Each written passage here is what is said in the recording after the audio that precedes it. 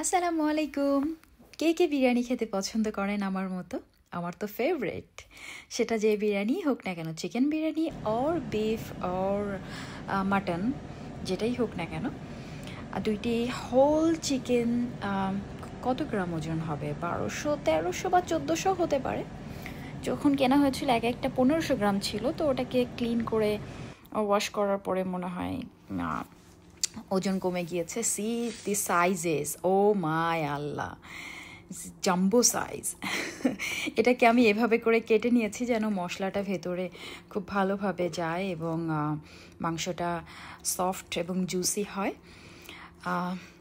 এটা অনেক বড় চ্যালেঞ্জিং হবে, I can feel it now. কী কী স্পাইস নিয়ে নিলাম দেখিয়ে দিচ্ছি। টক দই, গার্লিক পেস্ট, সল্ট, আর রেড চিলি পাউডার, এটা হচ্ছে জিঞ্জার পেস্ট, এটা হচ্ছে টমেটো সস, এটা হচ্ছে আমার বানানো বিরিয়ানি মশলা। 15টা বা 16টা আইটেম দিয়ে করা, যে জয়ফল, জয়ত্রী, শাহজিরা, তারপর আরও কী কী আছে না, ওগুলি দিয়ে বানানো, বড় এলাচ, ছোটো এলাচ, এটা সেটা দিয়ে আমি এখানে এসে এটা বানিয়ে নিয়েছি। এটা হচ্ছে হালকা জয়ত্রী এবং দুটি বড় কালো বড় এলাচ নিয়ে নিয়েছি। জাস্ট এটা একটা আলাদা অ্যারোমা দিবে মাংসের মধ্যে, এই জন্য। এবং হচ্ছে সব কিছু মিক্সড করে নিব।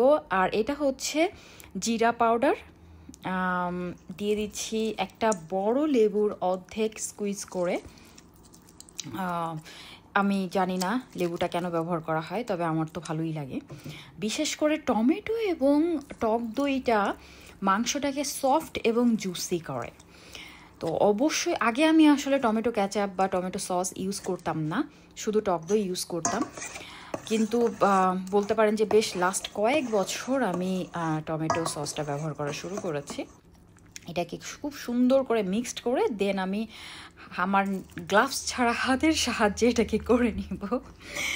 আমি হ্যান্ড ওয়াশ করে নিয়েছি খুব ভালোভাবে, ডোন্ট ওয়ারি। এটাকে খুব ভালো করে সব জায়গায় যেন মশলাটা যায়, এই জন্য ভালো করে মেখে নিয়ে দুটি আলাদা পাত্রে তাদেরকে সেপারেট করে দিব, কারণ তারা একসঙ্গে অ্যাকোমোডেট হচ্ছিল না একই পাত্রে। তো 1 থেকে 2 ঘন্টা ম্যারিনেট করে নিব। 3-4 ঘন্টা করলে আরও ভালো, যদি ওভারনাইট করে রাখেন তাহলে তো আরও ভালো। 8 থেকে 10টা বড় পেঁয়াজ আমি বেরেস্তা করে নিচ্ছি। চিনি ছাড়া বেরেস্তা করছি, সেটা যেভাবেই হালকা সফট হলে আই ডোন্ট মাইন্ড, বাট চিনি যত কম ব্যবহার করা যায় ততই ভালো, যেহেতু আমি নিজেই খাবো। এবং দিয়ে দিচ্ছি গরম মশলা। এখন এখানে আছে এলাচ, দারচিনি, লবঙ্গ এবং গোলমরিচ। Look at the amount. আমি অনেক গরম মশলা খেতে পছন্দ করি, এতে করে মাংসের স্মেল ভালো আসে এবং আমার তো ভালো লাগে। গরম তেল এবং বেরেস্তার মধ্যে এটাকে 3 থেকে 4 সেকেন্ড নেড়ে নিব, অ্যারোমাটা যেন অয়েলের মধ্যে মিক্সড হয়ে যায়। দেন চিকেনটা দিয়ে দিচ্ছি এই গরম তেলের মধ্যে। আমার কাছে মনে হলো যে এই পাত্রে অ্যাকোমোডেট হবে না, ঠিকঠাকভাবে ফিট হবে না, তো আমি পাত্র চেঞ্জ করে নিয়েছি ইমিডিয়েটলি। এটা একটা সসপ্যান টাইপের, সসপ্যানই তো বলে, আমি জানি না এই ব্র্যান্ডটার নাম কি এক্স্যাক্টলি। থাই চাইনিজ পিপলরা বেশি ইউজ করে এটা। তো এটার মধ্যে আশা করি হয়ে যাবে সুন্দরভাবে। পানি ছাড়া হাই ফ্লেমে আমি এটাকে কষিয়ে নিব বেশ অনেকক্ষণ। হয়তো আমার ওভারঅল কষিয়ে নিতে প্রায় 15 থেকে 20 মিনিটের মতো লেগেছে, আমার যদি ভুল না হয়ে থাকে। এখন প্রশ্ন হচ্ছে, একটা মুরগি বা একটা চিকেন এতক্ষণ কেন কষানো লাগবে? বা আমার আসলে কথা ছিল যে আমি পানি কম ইউজ করব এবং এটাকে কন্টিনিউ নাড়তে হবে। এটা থেকে যে পানি বেরিয়েছিল মশলা এবং চিকেনের থেকে, এটাতে আসলে কুক হয়ে যাবে। তো 15-20 মিনিটের মতো আমার আসলে এটাকে বলা যায় যে আমি মশলাটা কষিয়ে চিকেনটাকে কষিয়ে নিয়েছি।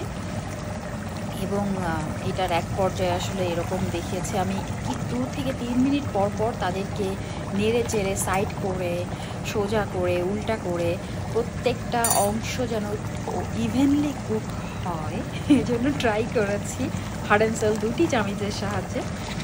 আমি চামিচটাও দেখিয়ে দিলাম।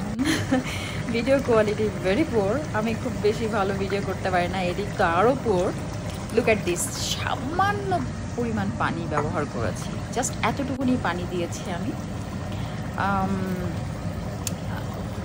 আসলে তেলটাও মোটামুটি দেওয়া হয়েছে, কারণ তেল তো সব আমি ব্যবহার করব না বিরিয়ানির রাইসে, জাস্ট চিকেনটাই ব্যবহার করব। তেলটা দেওয়া আসলে যেন চিকেনটা স্বাদ ভালো হয়, এই জন্য। Look at this, oh my Allah, what a colour, what a মশলার যে গ্রেভির যে কন্ডিশনটা এসছে, লুক অ্যাট দিস, সেই মজা হয়েছিল আলহামদুলিল্লাহ। নিয়ে নিয়েছি আলাদা একটা প্যানে হালকা একটু ঘি, দিয়ে দিয়েছি তাজা মটরশুঁটি এবং এটাকে ভেজে নিব। আমি মটরশুঁটি খেতে পছন্দ করি বিরিয়ানিতে। গাজর আমার গ্রেডার নেই, সো হাতে কুচি করে নিয়েছি, ওটাকে ঘিতে ভেজে নিলাম। আলু সিদ্ধ করে আলাদা করে, এটাকে কালারের আলাদা করে ফুড কালার ইউজ করিনি, তো একটু শুকনো মরিচের গুঁড়া, চিলি পাউডার, লবণ এবং খুব সামান্য, অনেস্টলি খুব সামান্য চিনি দিয়েছি যেন স্বাদটা ভালো আসে, একটু লালচে কালার হয়। এই হচ্ছে পুরা বিরিয়ানিতে আমার চিনি ব্যবহার করা। আর এটা হচ্ছে আমার বানানো আসলে বিরিয়ানি মশলা, যেটা আমি আলাদা করে স্টোরেজ করে রেখেছি। বাসমতি রেগুলার রাইস, যেটা লং গ্রেইন না, শর্ট গ্রেইন রেগুলার বাসমতি রাইসটা ব্যবহার করেছি আজকের বিরিয়ানিতে। হালকা বয়েল করে নিয়েছি, তেল ছাড়া। আমরা অনেক সময় বিরিয়ানির রাইস তো আমরা তেল ব্যবহার করি, তেল ছাড়া ব্যবহার করেছি, বয়েলড করেছি। দিয়ে দিচ্ছি হালকা লবণ ছিটিয়ে প্রত্যেকটা লেয়ারে, এবং আমার বানানো বিরিয়ানি মশলা যেন প্রত্যেকটা রাইসে একটা আলাদা কিক দেয়। যখন মুখের মধ্যে আপনি রাইসটা ফিল নেবেন, তখন যেন আলাদা বিরিয়ানি কিক দেয়। এবং প্রত্যেকটা লেয়ারে গাজর, বেরেস্তা, আমার বেরেস্তা একটু সফট হয়েছে, ডাজন্ট ম্যাটার, বেরেস্তা তো বেরেস্তাই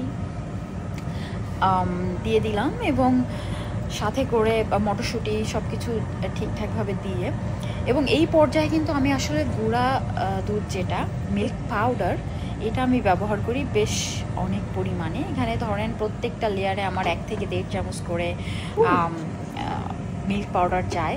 আমি শুরুতে দিতে সেটা ভুলে গিয়েছি ভিডিও করার জন্য, ভিডিও করব সে অনেক সময় তো আমার যেটাকে বলে যে ভিডিও ঠিকঠাক মতো আমি ধরতেও পারছি না, যে ক্যাপচার করতে পারছি না মোবাইলটা ঠিকঠাক ধরে।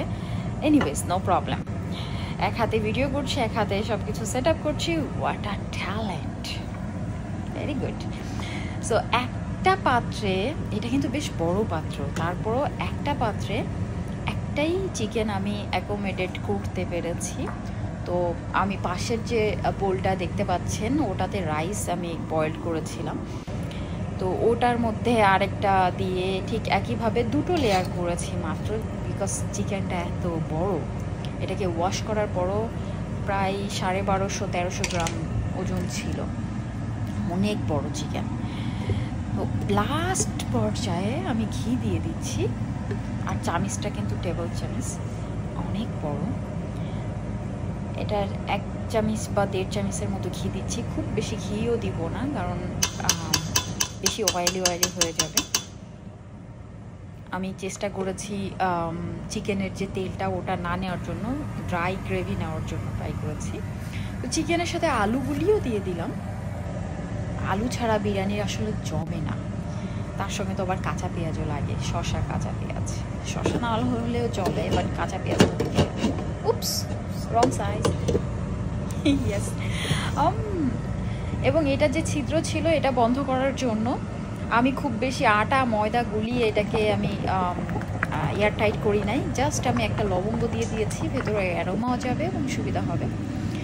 আর দিয়ে দিলাম রিসেন্টলি শেখা ইউটিউব বা সোশ্যাল মিডিয়ার থ্রুতে, নিচে একটা পাত্রে গরম পানি দিয়ে দেন হচ্ছে এটাকে যেটাকে বলে দমে দেওয়া। এখন টেস্টিংয়ের পালা। আসলে সোশ্যাল মিডিয়া অনেক কিছুই শেখায়। ও my Allah, O my Allah, it's amazing test. আলহামদুলিল্লাহ, আমি বিরিয়ানি এনজয় করি। ভালো থাকেন, থ্যাংক ইউ ফর ওয়াচিং।